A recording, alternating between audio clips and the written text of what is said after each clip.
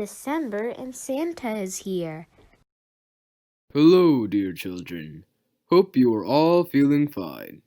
Yes, it is December, and it is getting cold.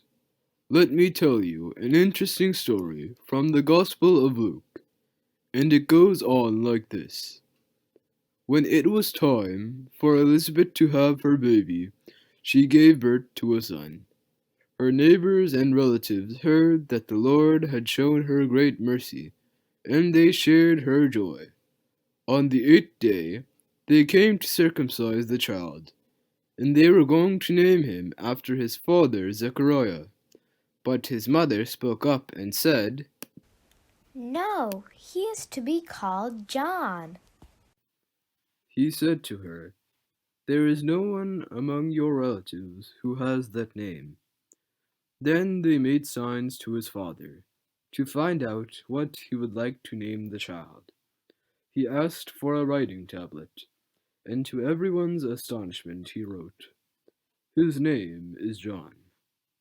Immediately his mouth opened, and his tongue set free, and he began to speak, praising God. All the neighbors were filled with awe, and throughout the hill country of Judea, people were talking about all these things.